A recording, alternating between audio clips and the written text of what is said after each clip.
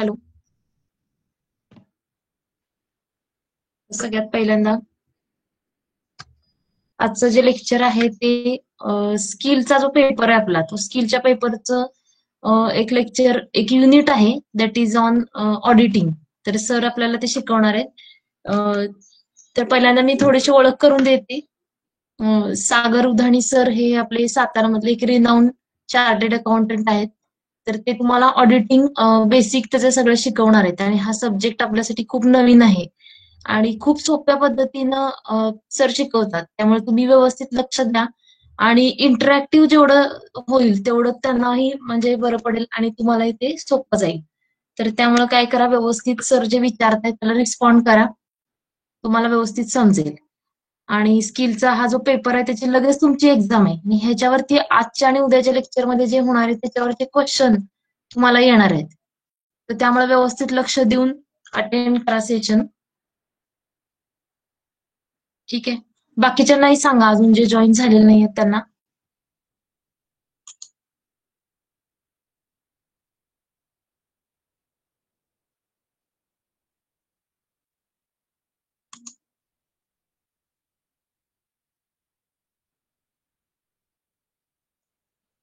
Hello sir. Hello, unmute करा sir. हा ma'am, 4:13 वाजलेत आता. एक 2 मिनिटं हा थांबूया. ठीक आहे, सुरू केलं तरी चालेल. हा चालेल का? छान. हा चालेल. ओके. ओके. प्रज्ञा, फक्त तुम्हाला स्क्रीन दिसते का? पीपीटी प्रेझेंटेशन मी जे चालू केले ते. हो, दिसते दिसते. ओके ओके, ठीक आहे. Good afternoon everyone. हा जो सब्जेक्ट आहे अकाउंट्स, ऑडिट, प्रोजेक्टेड फायनान्शियल्स किंवा ब्रेक इव्हन अनालिसिस, हे जे मला टॉपिक्स दिलेले आहेत हे पूर्णपणे सायन्सच्या स्ट्रीम पेक्षा खूप वेगळे आहेत. हे सगळं कॉमर्स स्ट्रीम मध्ये येतं आणि कॉमर्स स्ट्रीम मध्ये पण ज्यावेळेस तुम्ही 11th-12th पास आउट करता त्यानंतरचे हे सब्जेक्ट असतात ऍक्च्युली. पण तुम्हाला हे मला फक्त ओव्हरव्ह्यू द्यायला सांगितलंय की कसं काय आहे. नेमकं तुम्हाला फ्युचरमध्ये समजा तुम्ही एंटरप्रिनर झाला तर काय तुम्हाला होणार आहे, तुम्हाला काय जबाबदारी येतील ऍज अ एंटरप्रिनर, तुम्हाला समाजामध्ये काय प्रॉब्लेम्स येतील, हे सगळं डिस्कस करायला मला इथं पायसी कॉलेजनं अपॉइंट केलेलं आहे.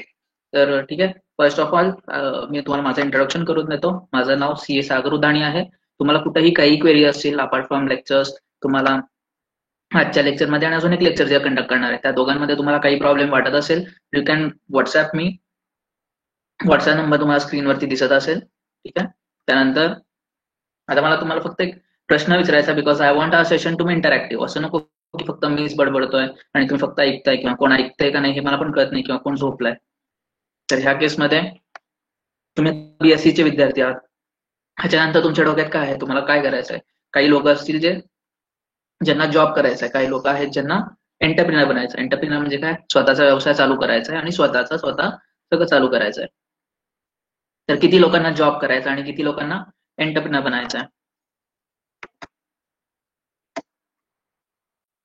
मला फक्त काउंट पाहिजे की how many of you want to be entrepreneur आणि how many of you want to be in job.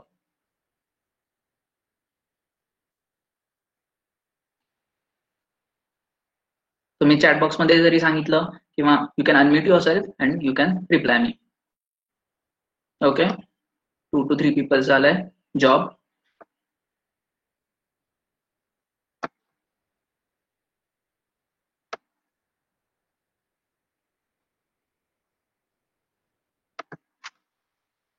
Okay, job म्हणजे नेमकं तुमच्या स्ट्रीम मध्ये काय असते. तुम्ही जॉब मध्ये नेमकं काय करता, तुमचा जॉब काय असणार आहे पुढे गेल्यावर. समजा तुम्ही कुठल्या कंपनीत लागला तर तुम्हाला काय म्हणून जॉब लागणार आहे. याचा मायक्रोबायोलॉजिस्ट किंवा असं काही रिसर्च अँड डेव्हलपमेंट मध्ये वगैरे असं काही जॉब असतो का.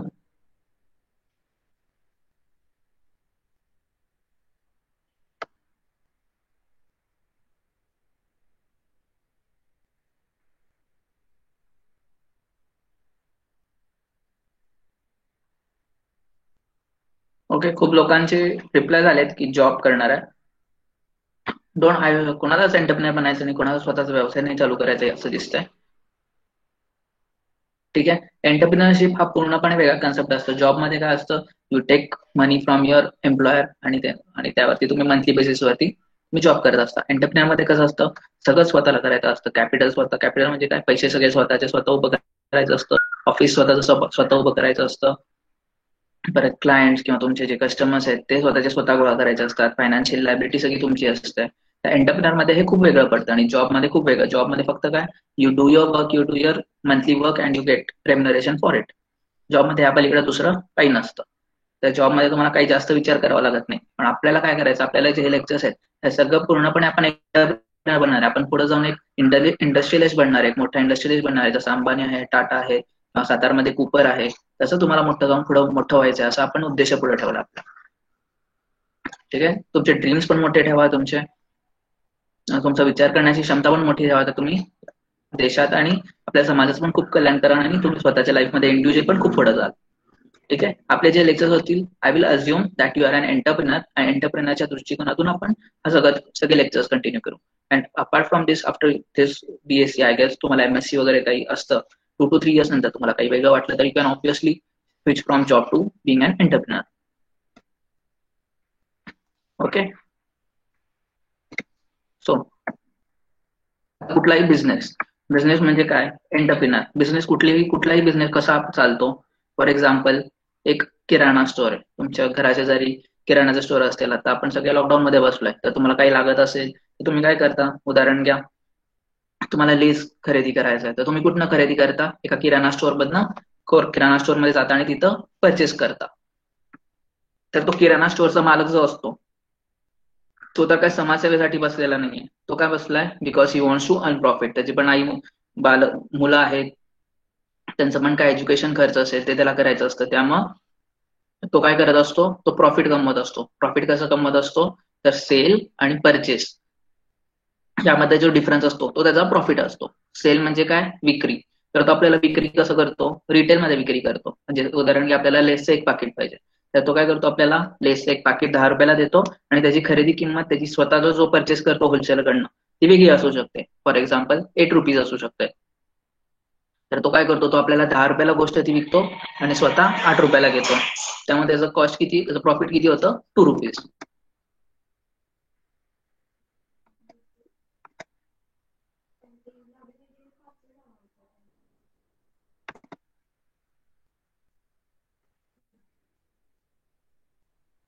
तर तो प्रॉफिट कुठलाही व्यक्ती कसा कमवत असतो, फक्त 2 रुपीज जो प्रॉफिट असतो, पण फक्त तो काय 2 रुपये नाही कमवत, तो 100 लोकांना तसं विकत असतो. तर त्याचा प्रॉफिट ड्युरिंग द डे किती होतो, 200 रुपीज टोटल होतो.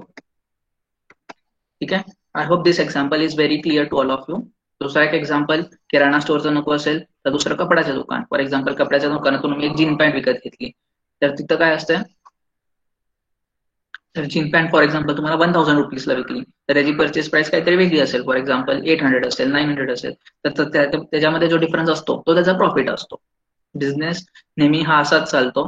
आणि समजा फॉर एक्झाम्पल त्यांना 100 रुपीज प्रॉफिट कमवलं जीन पॅन्ट मध्ये, तर त्याचा काय खर्च काय असतो, एम्प्लॉई खर्च, electricity bill, light bill, telephone bill, एम्प्लॉईजचा खर्च, हे सगळे त्याला खर्च असतात. आणि नंतर तो काय करतो, त्यामध्ये जे नेट प्रॉफिट राहतं, फक्त त्याच्या स्वतःसाठी जे प्रॉफिट राहतं ते त्याचं स्वतःचं प्रॉफिट असतं. बाकी तो काय करतो, बाकी तो लोकांना वाटत असतो पैसे. ओके. आता फॉर एक्झाम्पल आपण आताच एक्झाम्पल करू, एक एंटरप्रिनर बनणार आहे, तुम्ही पण एक तुमचं स्वतःचा इंडस्ट्री उभी करणार आहे किंवा तुम्ही स्वतःचं काहीतरी रिसर्च अँड डेव्हलपमेंट करणार आहे. तर त्या केसमध्ये तुम्हाला काय काय लागणार आहे,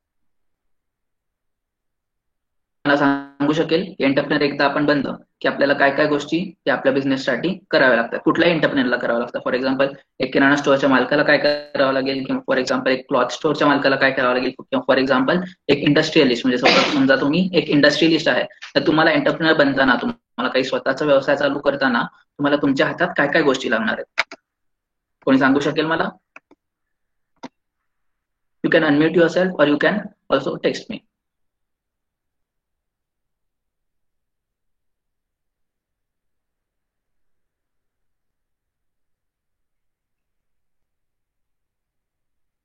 इंटरॅक्टिव्ह सेशन ठेवू, बिकॉज तुमचे काही इनपुट्स मला मिळाले तरच आपण पुढे व्यवस्थित त्याप्रमाणे कंटिन्यू करूया. रॉ मटेरियल्स, मनी, ओके. अजून दुसरं कोणाला काय म्हणायचं आहे?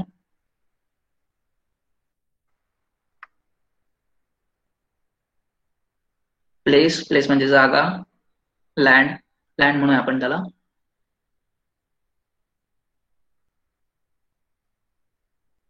ओके, अजून कोणाचे काही इनपुट्स?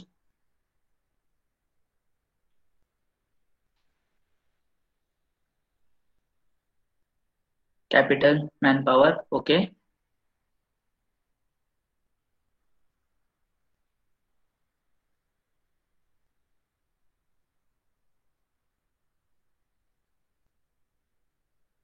Marketing, okay. बरोबर. डिजिटल मार्केटिंग, आता इंस्टाग्राम, फेसबुक खूप पॉप्युलर आहे. फेसबुक मला नाही वाटत आता कोण वापरते, तसं की इंस्टाग्राम, टिकटॉक याच्यावरती जास्त आहे, तिथं पण मार्केटिंग असते. फॉर एक्झाम्पल कधी तुम्ही इंस्टाग्राम वरती गेला तर स्पॉन्सर्ड म्हणून लोगो असतो आणि बघा तिथं ते लोक मार्केटिंग करतात. खूप चांगला पॉईंट मांडलाय.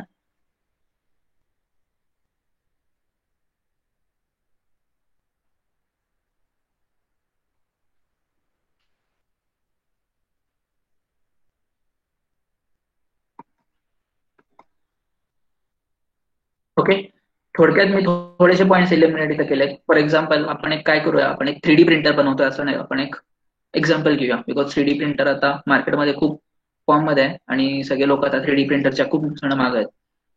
तर फॉर एक्झाम्पल तुम्ही एक इंडस्ट्री स्थापन केली आणि एक 3D प्रिंटर तुम्ही बनवायला घेतला असं आपण अज्युम करू. तर 3D प्रिंटर बनवताना ज्यावेळेस तुम्ही एक इंडस्ट्री एस्टॅब्लिश कराल त्यावेळेस तुम्हाला काय काय लागेल? कॅश लागेल. Cash, capital, loan. लोन म्हणजे काय? आपण बँकेकडनं लोन घेतो किंवा एक रिलेटिव्ह कडनं लोन घेतो. किंवा फॉर एक्झाम्पल आता समजा तुम्ही यंग आहे, तुमच्याकडे पैसे नाही, तर तुम्ही कोणाकडनं लोन घ्याल? रिलेटिव्ह कडनं घ्याल किंवा फादर, मदर, ब्रदर, सिस्टर यांच्याकडनंही लोन घ्याल आणि म्हणाल बाबा लोन दे, मी तुला काहीतरी व्याजासकट नंतर पैसे परत देतो. त्यानंतर मशिनरी. मशिनरी म्हणजे काय? फॉर एक्झाम्पल 3D प्रिंटर बनवायचा. तर प्रिंटर बनवताना आपल्याला काहीतरी त्याचं एक आपलं काहीतरी डिझाईन असेल, त्या डिझाईन वरती आपल्याला काहीतरी प्रोसेसिंग करायचं. त्या प्रोसेसिंग साठी काय लागणार आहे? मशिनरी लागणार आहे. मॅनपॉवर. मॅनपॉवर म्हणजे काय? लोक. फॉर एक्झाम्पल आपल्याला 3D प्रिंटर बनवायचं तर त्याचं पॅकिंग, R&D यासाठी काय लागणार आहे? मॅनपॉवर लागणार आहे. स्टॉक. स्टॉक म्हणजे काय? फॉर एक्झाम्पल आता 3D प्रिंटर बनवायचा आहे तर आपल्याला स्टील मध्ये बनवायचं आहे, तर स्टीलचं आपल्याला रॉ मटेरियल स्टॉक परचेस करावं लागेल. त्यानंतर त्या गोष्टी परचेस कराव्या लागतील आणि नंतर शेवटी 3D प्रिंटर तुम्ही मार्केटमध्ये विकला गेला पाहिजे, सेल झालं पाहिजे. जर सेलच नाही झालं तर काय आलं? तुम्हाला प्रॉफिटच नाही मिळणार. तर एवढ्या मोठ्या उद्योगात तुम्ही जो स्थापन कराल त्याचा उपयोग पूर्णपणे शून्य होईल. ठीक आहे, या काही गोष्टी आहेत. मग अशी तुम्ही पण सांगितलं कॅपिटल, मॅनपॉवर, प्लेस. प्लेस खूप चांगला तुम्ही बोलला होता.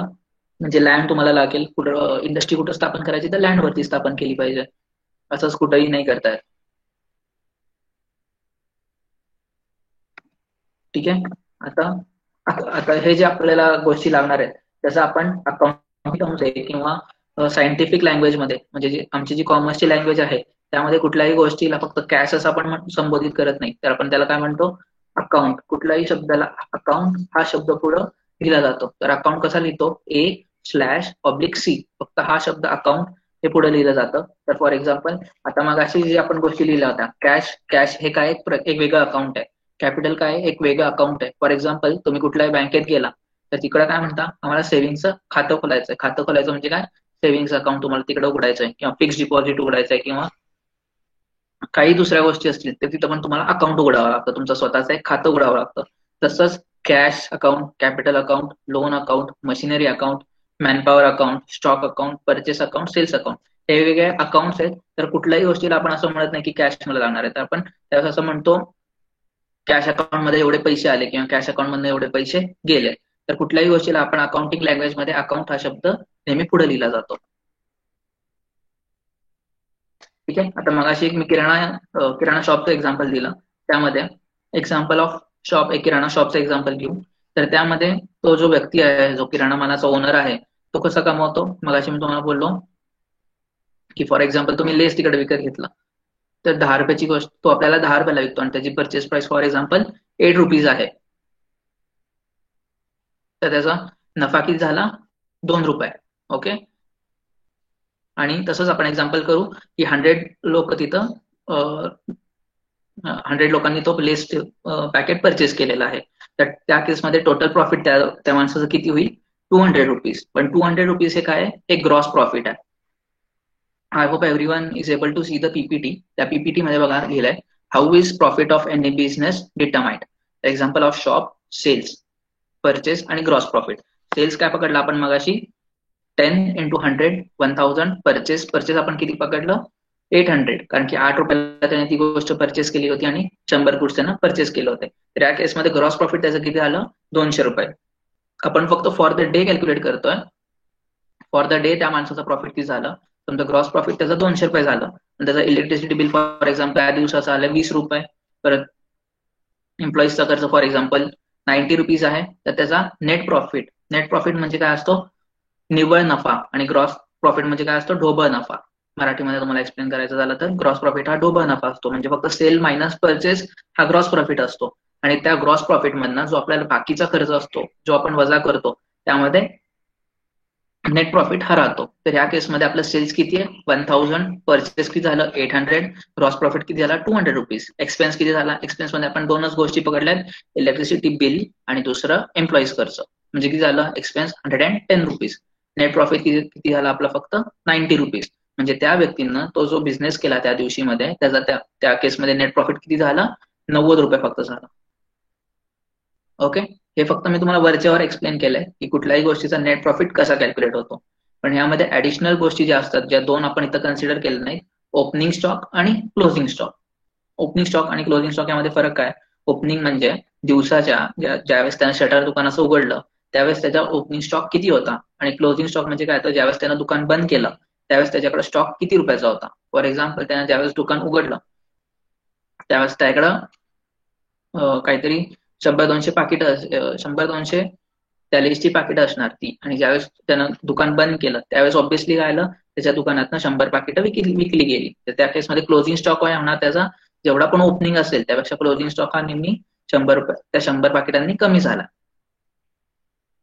ओके, इथपर्यंत क्लिअर आहे. Sales, purchase, gross profit, expense, net profit त्या छोट्याशा टर्मिनॉलॉजी आहेत. सगळ्यांना कळालं असेल असं मला वाटतंय.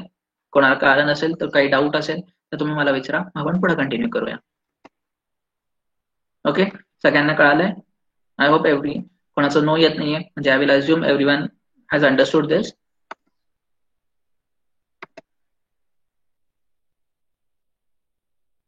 ओके, तर आता मगाचा केस जो मी डिस्कस केला तुमच्यासमोर की सेल्स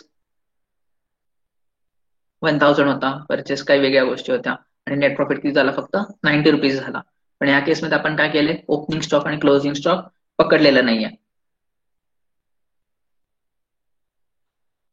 आता याचा ग्रॉस प्रॉफिट, नेट प्रॉफिट त्याचा एक फॉर्म्युला ऍक्च्युली त्यामध्ये क्लोजिंग स्टॉक आपण ओपनिंग स्टॉक पकडला नाहीये तो 0-0.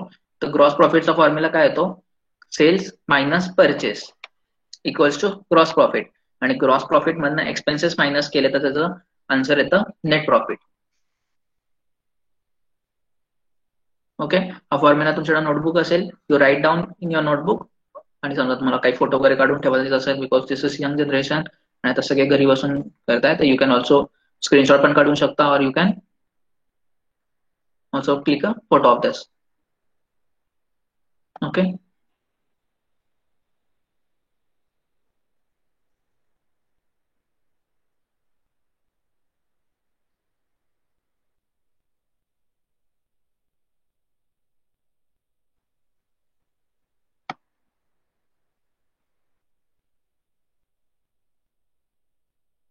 कोणाला इथपर्यंत काही डाऊट असेल you can unmute yourself, तुम्हाला काही अडचण नाही येणार.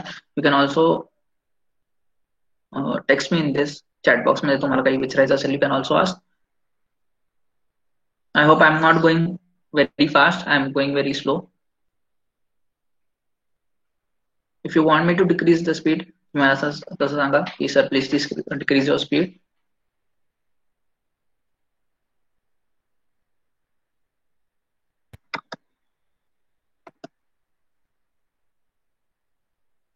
हॅलो सर, हा, स्लाइड चेंज नाही झाली. नाही मी तर 2 मिनिटं तसंच ठेवलंय. ओके, तुम्ही सगळ्यांनी केलंय. फॉर्म्युलाची स्लाइड दिसना झाली. फॉर्म्युलाची स्लाइड नाही दिसत आहे. हो, ओके,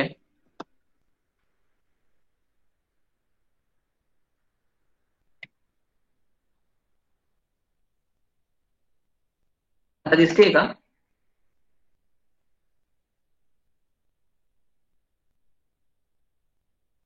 हो, दिसते आता. ओके. ओमकार, तुला कळालंय कसं काय आपण नेट प्रॉफिट करतो? तर आधीच्या पण 2-3 स्लाईड नाही दिसल्या. नव्हतं दिसल्या का? ओके.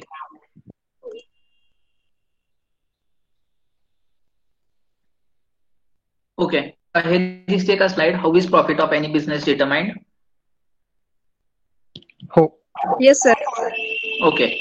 तर ठीक आहे, आय विल रिपीट की कुठल्याही बिझनेसचं प्रॉफिट कसं डिटरमाइन होतो. तर या केसमध्ये आपण एक एक्झाम्पल शॉपचं घेतलंय. त्यामध्ये काय असतंय, फॉर एक्झाम्पल कुठलंही तुम्ही आपण एक किराणाचं दुकानाचं एक्झाम्पल घेतलंय आता, तर त्यामध्ये काय असतं, लेसचं आपण फॉर एक्झाम्पल प्रोडक्ट आपण घ्यायला गेलोय, तर ते आपल्याला काय करतात, रिटेलमध्ये सेल करतात. तर त्या लेसच्या पुड्याची फॉर एक्झाम्पल किंमत आहे 10 रुपये आणि त्यांनी त्या दिवशी 100 लेसचे पुढे विकले, म्हणजे त्यांचा सेल किती झाला for that day 1000 rupees.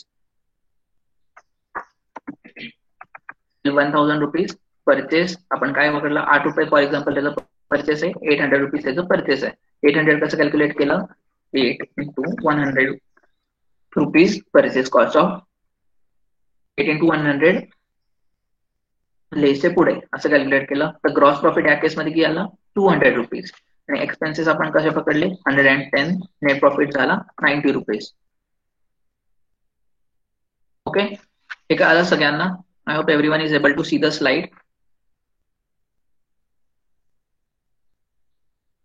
Okay, त्या केस नंतर त्यानंतर फॉर्म्युला फक्त मी तुम्हाला सांगितलाय.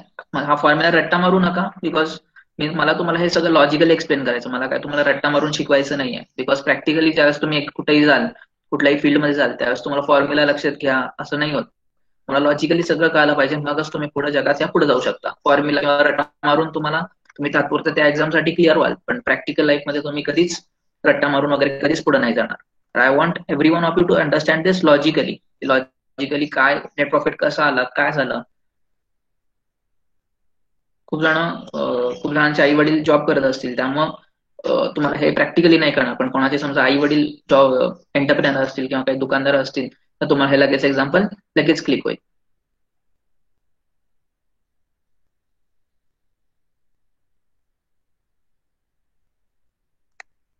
ओके, फॉर्म्युला आता दिसतोय. I hope everyone has noted it down.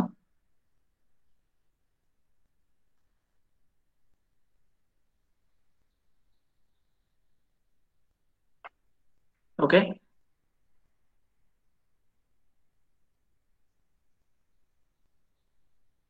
त्यानंतर दुसरा टॉपिक चालू करू. हे फक्त मी तुम्हाला एक्सप्लेन केलं की नेट प्रॉफिट काय असतो, ग्रॉस प्रॉफिट काय असतो. हा आजच्या पुरता हा एक पार्ट इथपर्यंत संपवेन. त्याच्यानंतर दुसरा एक पार्ट घेईन, सोर्सेस ऑफ फायनान्स.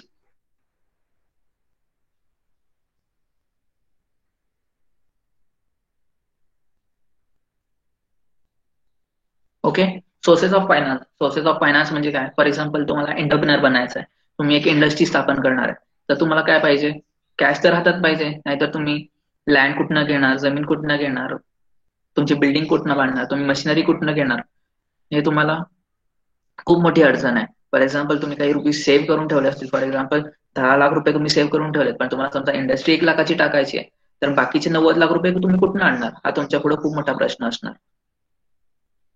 तर हा जो फायनान्स उभा करायचा आहे तुम्हाला, त्यासाठी आपण काय म्हणतो, what are the sources of finance. आता या केसमध्ये सोर्सेस काय काय असू शकतात तुमच्यासाठी.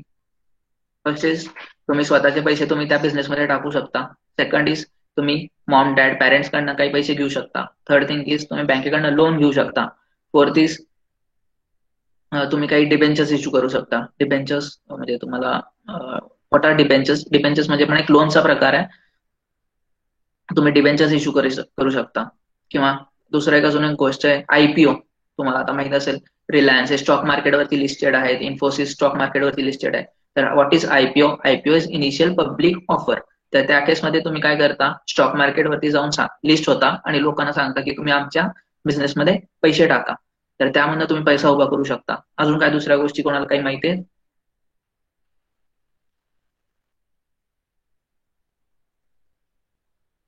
तर असं आपण वेगवेगळ्या सोर्सेस ऑफ फायनान्स मधनं आपण पैसा उभा करत असतो. तर ह्या केसमध्ये सोर्सेस ऑफ फायनान्स तुमच्या समोर आहे बघा. Bank loan. बँक लोन म्हणजे काय, तुम्ही कुठल्याही बँकेत जाऊ शकता आणि बँकेला सांगता की बाबा आम्ही असं प्रोजेक्ट करणार आहे, तर बँक तुम्ही कृपया करून आम्हाला सहकार्य करा. तर बँकेतनं लोन घेताना तुम्ही कुठल्या बँकेतनं घेऊ शकता? नॅशनल बँकेतनं घेऊ शकता. दुसरं आपल्या इथं पतसंस्था आहेत बघा, कोऑपरेटिव्ह सोसायटीज.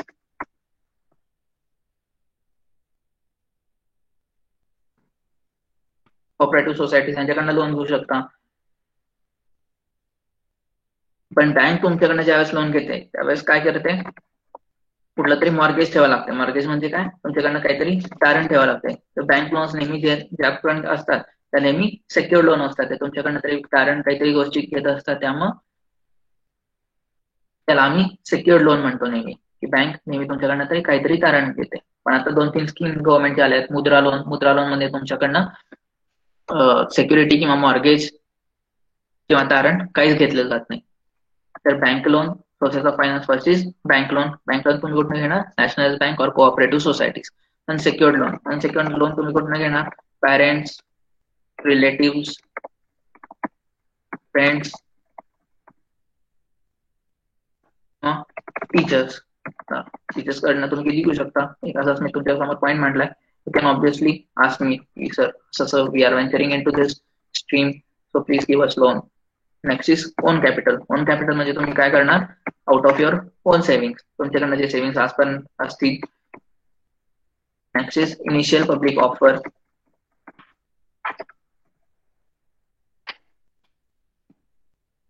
काय असतं? हे स्टॉक मार्केटवरती लिस्टिंग असतं. तुम्हाला समजा हे initial public offer, stock market listing हे नाही कळालं टर्मिनॉलॉजी तरी ओके, फक्त हे तुमच्या कानावर न गेलं पाहिजे, बिकॉज इन फ्युचर हे सगळं तुम्हाला करावं लागणार आहे. Next is debentures, bonds. Okay, तर ह्या बाकीच्या गोष्टी नाही, पण इनिशियली जे मी फर्स्ट, सेकंड, थर्ड लिहिलंय तिकडनंच तुम्ही नेहमी सोर्सेस ऑफ फायनान्स उभं करता. पण आता तुम्ही फॉर एक्झाम्पल तुम्ही कुठल्या बँकेकडनं लोन मागायला जाल, तर बँक काय म्हणते? तुम्ही बाबा आमच्याकडनं फॉर एक्झाम्पल 90 लाख रुपये तुम्हाला कमी पडतात. तर बँक काय म्हणणार? ठीक आहे, आम्ही तुम्हाला 90 लाख रुपये देतो. पण बँक काय म्हणणार? त्या बदल्यात आम्हाला काहीतरी द्या, त्या रिटर्न मध्ये आम्हाला काहीतरी द्या. Because there is no free lunch in this world. हा टॉपिक, ही जी मी गोष्ट तुम्हाला सांगतोय, there is no free lunch in this world, हे तुम्ही नोट डाऊन करून ठेवा. बिकॉज या जगात तुम्हाला फ्री काहीच देणार, apart from your parents, your relative, your close friends, या पलीकडे तुम्हाला या जगात दुसरं कोणीही तुम्हाला काही फ्री लंच पण नाही देणार आहे. तर ते बँक तुमच्याकडनं काय एक्सपेक्ट करते? काहीतरी आम्हाला इन रिटर्न द्या. तर इन रिटर्न काय मागते तुम्हाला? तर इंटरेस्ट मागते. इंटरेस्ट म्हणजे काय? व्याज तुम्हाला मागते. तर व्याज काय असतो? साधारण 10-12% आसपास असतो. फॉर एक्झाम्पल तुम्हाला बँकेनं तुम्हाला लोन दिलं 90 लाखाचं, तर ती काय म्हणते? आम्हाला 10% पैसे द्या.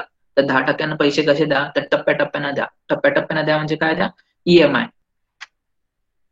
तुम्ही ऐकलं असेल खूप लोकांनी, की ज्यावेळेस आपण होम लोन घेतो त्यावेळेस हफ्ता येतो आपला. हफ्ता म्हणजे ईएमआय.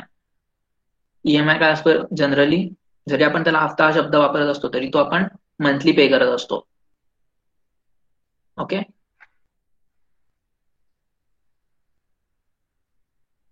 तर ह्या आहेत सोर्सेस ऑफ फायनान्स. या वेगवेगळ्या सोर्सेस कडनं तुम्ही फायनान्स रेज करू शकता. तुम्हाला पैसे कमी पडत असतील तर तुम्ही लोकांकडनं मागून घेऊ शकता आणि सोर्सेस ऑफ फायनान्स तुम्ही रेज करू शकता. Next is ratios.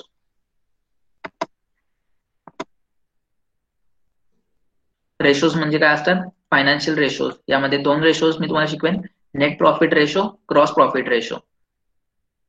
Net profit ratio हा कसा कॅल्क्युलेट होतो? रेशो म्हणजे काय असतंय? कुठल्याही गोष्टीला कुठल्या तरी गोष्टीने डिवाइड करायचं. There is some numerator and there is some denominator, आणि मल्टिप्लाइड बाय 100 करत नाही. अगर if you it multiplied by 100 तर ते काय होईल? पर्सेंटेज होईल. तर नेट प्रॉफिट रेशो कसं कॅल्क्युलेट होतो? There is some numerator, there is some denominator, आणि तो डिवाइडचा जो आन्सर येईल तो दॅट इज प्रॉफिट रेशो. मागासच्या एक्झाम्पलला कंटिन्यू करूया. मागासच्या एक्झाम्पल मध्ये आपलं काय होतं? नेट प्रॉफिट किती होतं? 90. आणि जेव्हा पण प्रॉफिट कुठल्याही गोष्टीला कन्सिडर होतो तो नेहमी सेल्सची कन्सिडर होतो. सेल्स म्हणजे काय?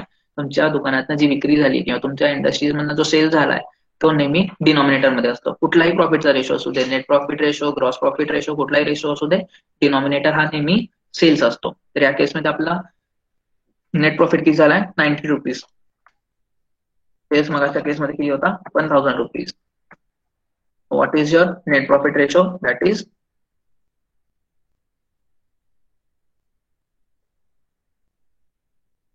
0.09 बरोबर आहे. हा, that is 0.09. What will be gross profit ratio? Gross profit ratio will be 200 divided by 1000, that is equals to 0.2. Okay. आणि समजा याला पर्सेंटेज मध्ये लिहायचं असेल तर कसं लिहाल? 9% आणि 20%. आय होप एवढं मॅथ्स प्रत्येकाला येत आहे.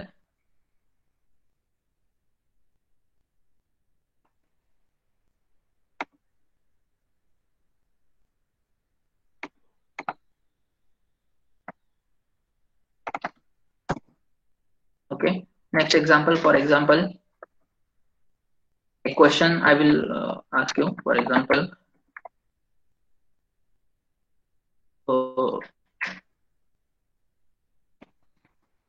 sales आहे 1 lakh rupees.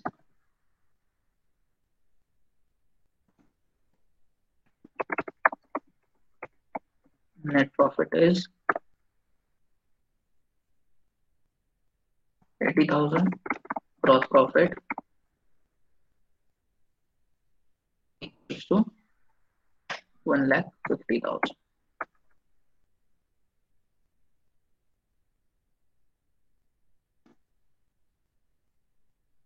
ओके, तुमच्यासमोर एक क्वेश्चन आहे. Sales is equal to 10 lakh rupees, net profit equals to 80,000 rupees and gross profit is 1,50,000. I want every one of you to reply me in chat box की net profit ratio काय होणार आणि gross profit ratio काय होणार. You can तुम्ही percentage terms मध्ये सांगा, that will be more better. Points मध्ये नको आपण पडायला. You tell me in percentage terms की पर्सेंटेज टर्म्स मध्ये नेट प्रॉफिट किती येणार, नेट प्रॉफिट पर्सेंट किती आला आणि ग्रॉस प्रॉफिट पर्सेंटेज किती येतोय.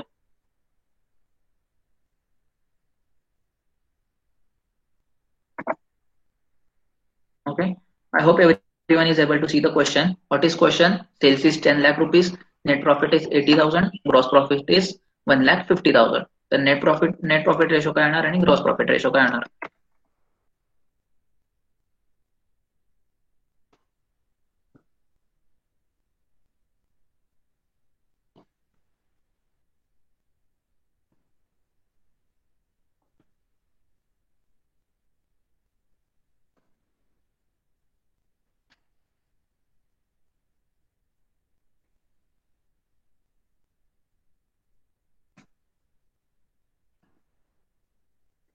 ओके, कोणी सांगेल मला answer in terms percentage.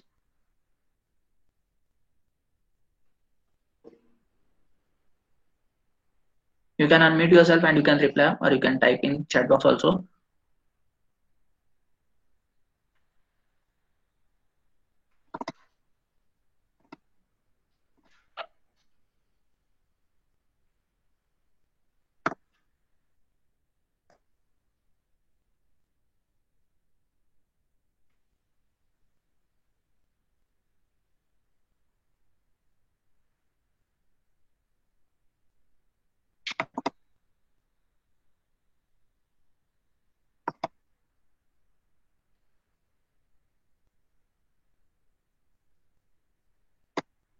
Okay, Manali has replied 8% net profit ratio. And Manali, what will be the gross profit ratio?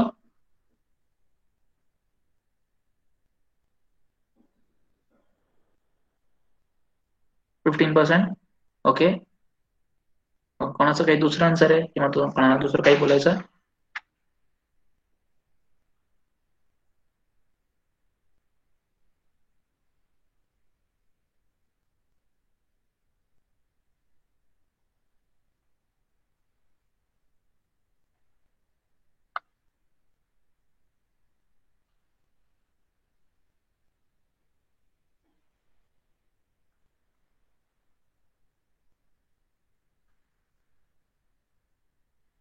Okay, I hope everyone has got the same answer what Manali has replied, 8% and 15%. I hope everyone has understood this. प्रत्येकाला सगळं व्यवस्थित कळालंय. तर मग मी पुढं दुसरी I will move on to next slide and will explain the next percentages. Okay, Preeti Zadwa has replied net profit ratio is 8% and gross profit ratio is 15%. Okay, very good.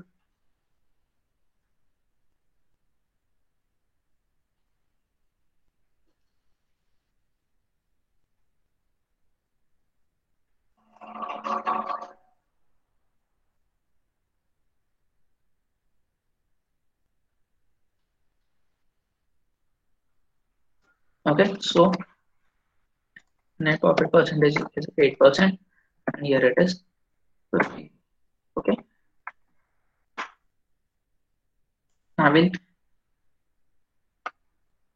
move on to next slide.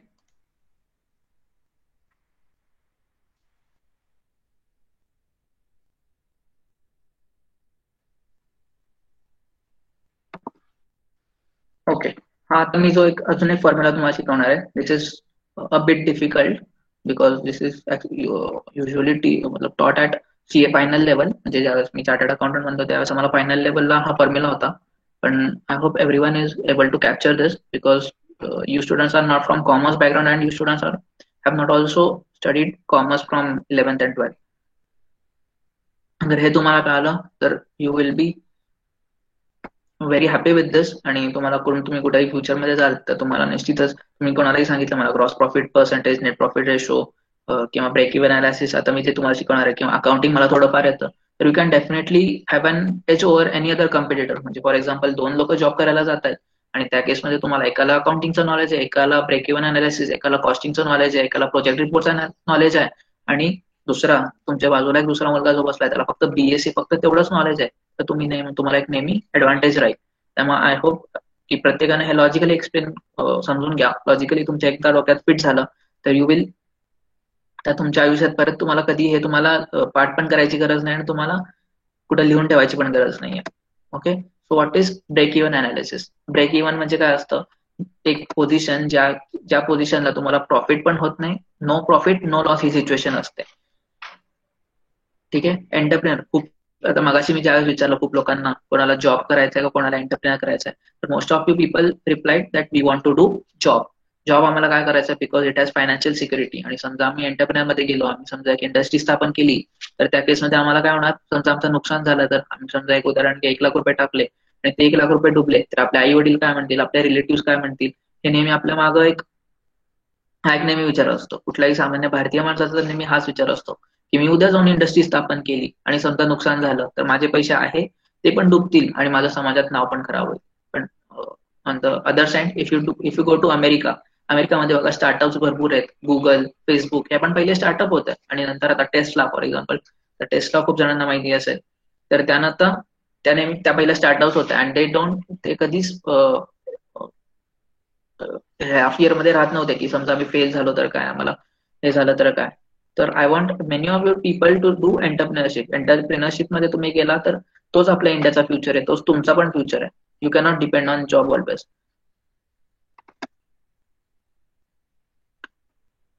Okay, तर break even analysis म्हणजे काय, त्या पोझिशनला ज्यावेळेस तुमचं profit आणि loss हा 0 असेल, म्हणजे तुम्ही नुकसानीत जाणार नाही त्याची गॅरंटी हे ब्रेक इव्हन अनालिसिस घेतं. तर ब्रेक इव्हन अनालिसिसला काय असतं, फॉर एक्झाम्पल आता break even analysis for the month घेऊया आपण, एक मंथचं एक टार्गेट ठेवूया आपल्या समोर. आता एक एक्झाम्पल मगाशी सेम किराणा दुकानाचा शॉप, पण किराणाच्या दुकानाच्या शॉपमध्ये फॉर एक्झाम्पल आता तुम्ही कॅडबरी विकताय, असं एक दुसरं एक नवीन एक्झाम्पल घेऊया. तर लेस एक्झाम्पल भरपूर झालं. तर या केसमध्ये फॉर एक्झाम्पल युअर कॅडबरीचा तुमचा सेल दररोजचा एक कॅडबरी तुम्ही विकली त्याचं 25 रुपये तुम्हाला रिटेलमध्ये मिळतात, आणि ती तुम्ही होलसेलमध्ये घ्यायला जाता त्याची purchase cost for example 22 rupees आहे. तर ह्या केसमध्ये तुमचा प्रॉफिट पर युनिट किती झाला, म्हणजे एक कॅडबरी विकली तुम्ही दुकानात ना, तर तुमचा प्रॉफिट किती होणार, 3 रुपीज. ओके, आणि ह्याला सोडून तुमचं खर्च काय काय आपण महिन्याचं बघूया. फॉर एक्झाम्पल तुम्ही आता कुठेतरी गाळा विकत घेतलाय, फॉर एक्झाम्पल तुम्ही वायसीच्या समोर एक गाळा विकत घेतलाय, तर तिथं फॉर एक्झाम्पल रेंट किती आहे, 10,000 रुपीज. आणि तुम्ही काय केलंय, तुम्ही स्वतः एक कामाला आहे आणि तुमच्यासोबत अजून एक तुम्ही कोणतरी एक एम्प्लॉई ठेवलाय. त्या एम्प्लॉईला तुम्ही सॅलरी फॉर एक्झाम्पल किती देताय, 8,000 रुपीज. एक हायपोथेटिकल एक्झाम्पल घेतलाय, तुम्ही एक एंटरप्रिनर आहात, तुम्ही तिकडे एक दुकान उघडलंय असं एक्झाम्पल मी घेतलंय. तर या केसमध्ये तुमचं फिक्स्ड कॉस्ट म्हणजे काय, फॉर एक्झाम्पल तुम्ही ते दुकान चालू ठेवा किंवा बंद करा, तुम्हाला रेंट हे दिलंच पाहिजे, तुम्हाला एम्प्लॉईजला सॅलरी ही दिलीच पाहिजे. तर त्या केसमध्ये काय होणार, रेंट आणि एम्प्लॉई हे फिक्स्ड कॉस्ट असतात की जे तुम्हाला अवॉइड करता येत नाही. तुम्ही दुकान चालू ठेवा, 7 दिवस दुकान चालू ठेवा, 5 दिवस दुकान चालू ठेवा किंवा 6 दिवस दुकान चालू ठेवा, तुम्हाला काय करायचं आहे, रेंट हे नेहमी द्यावंच लागणार आहे, एम्प्लॉईजला पेमेंट हे द्यावंच लागणार आहे. तर त्या केसमध्ये ब्रेक इव्हन अनालिसिस कसं आम्ही कॅल्क्युलेट करतो, ब्रेक इव्हन अनालिसिसचा फॉर्म्युला आहे fixed cost divide by profit per unit, that is equal to break even in units. Okay, हा फॉर्म्युला कॉपी करून ठेवा, पण लॉजिकली तुम्हाला एक्सप्लेन मी करतो की लॉजिकली तुम्ही 6000 युनिट जर विकले तर तुमचा ब्रेक इव्हन काय होणार आहे, तुम्हाला नो प्रॉफिट नो लॉस होणार आहे. तर कसं होणार आहे, मगाचे एक्झाम्पल आपण सेल्स लिहून ठेवूया. Sales is equal to 25 into 6000, that is equals to 3 lakh रुपए. Purchase cost equal to 22 into 6000.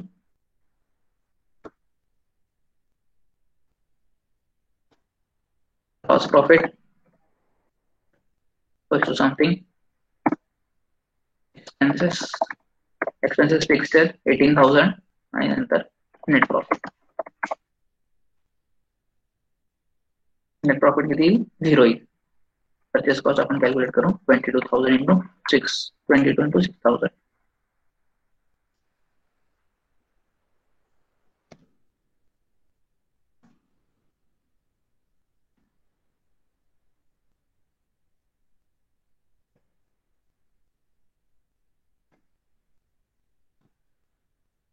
Okay, मी जो तुम्हाला फॉर्म्युला सांगितला तो मी तुम्हाला खाली एक्सप्लेन पण करून दाखवला की नेट प्रॉफिट 0 कसा येतोय.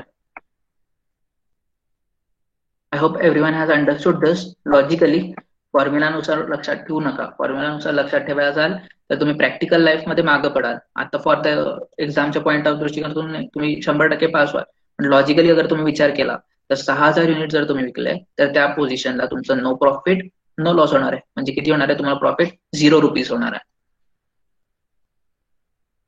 Hope everyone has understood this formula. अगर हा तुम्हाला फक्त फॉर्म्युला कळला तर तुम्ही जगाच्या कोपऱ्यात कुठेही जा, obviously will have an edge over the next computer which is competing for that job.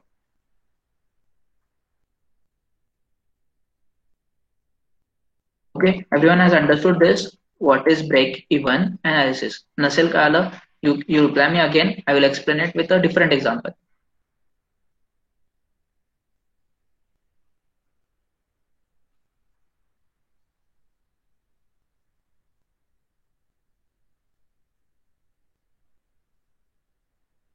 Okay, you can write it down or you can also click a screenshot of this.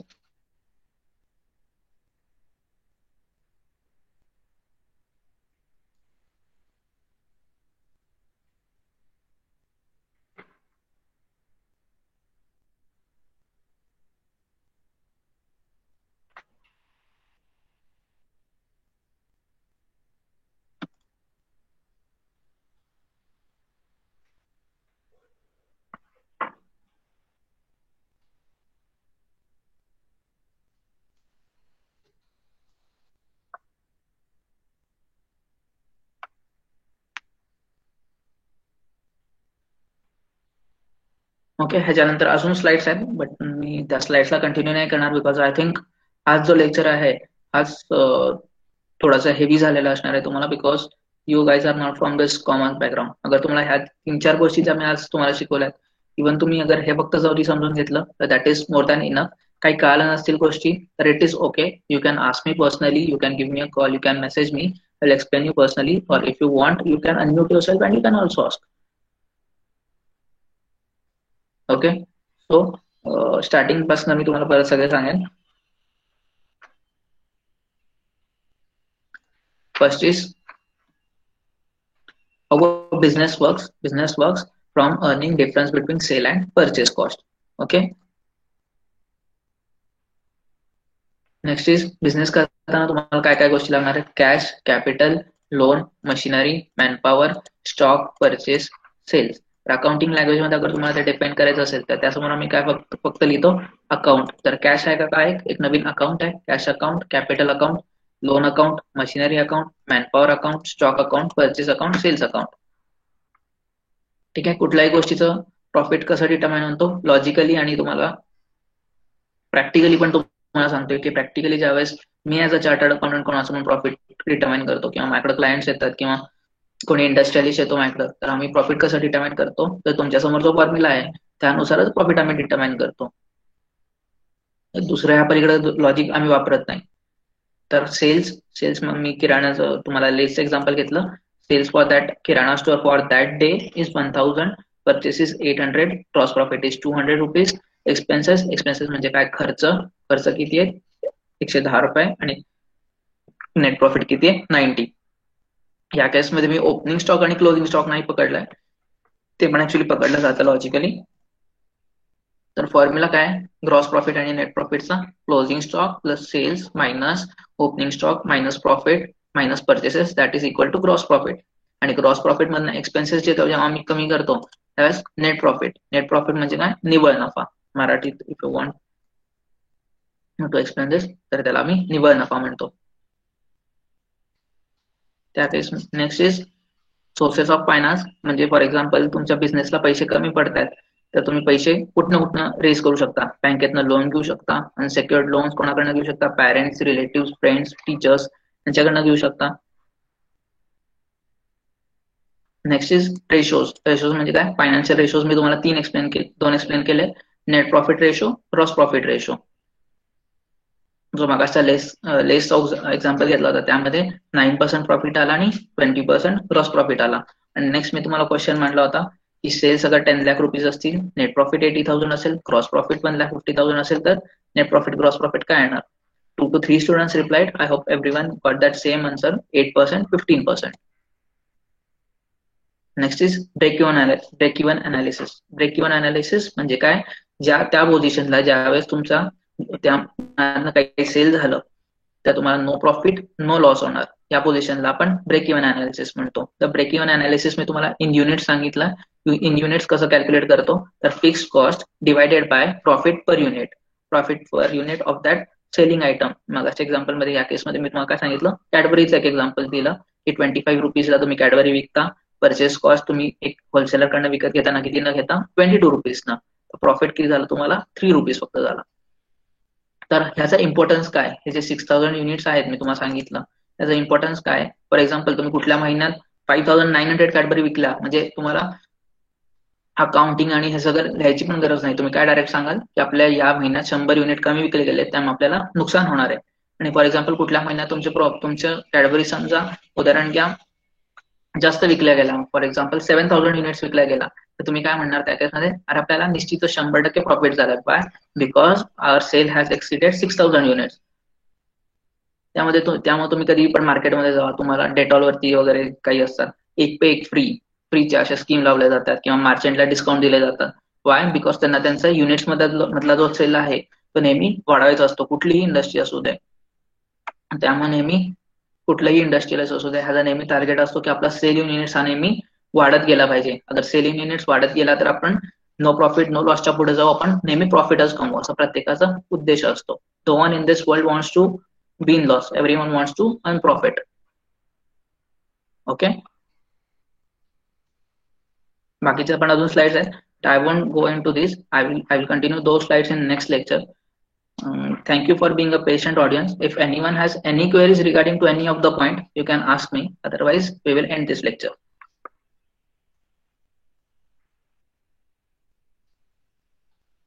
Okay, कोणाला काही doubts आहेत?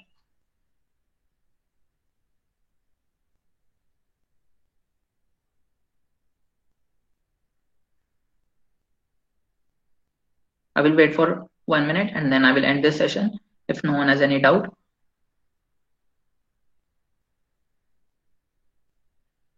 You can also unmute yourself.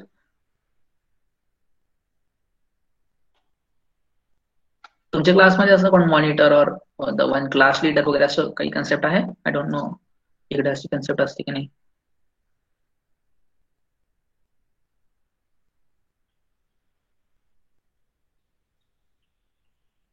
If there is one person who represents the whole class, सांगितलं तर बरं.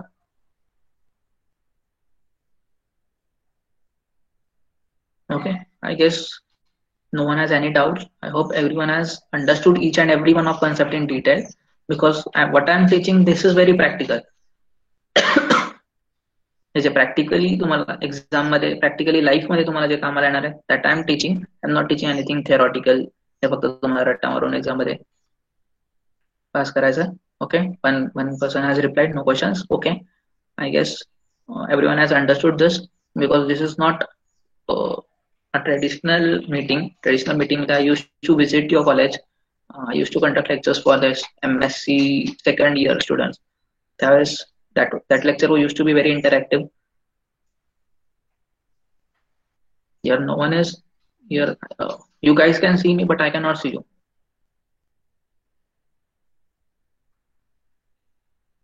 So this is a hindrance, but this is very good that in COVID times also we can teach you guys. And thank you for being a very patient audience. And tomorrow at 4 p.m. we will continue our lecture. आज काही असेल करून ठेवा. जर काही question असतील you can ask me again. Okay, thank you. You can all guys sign off.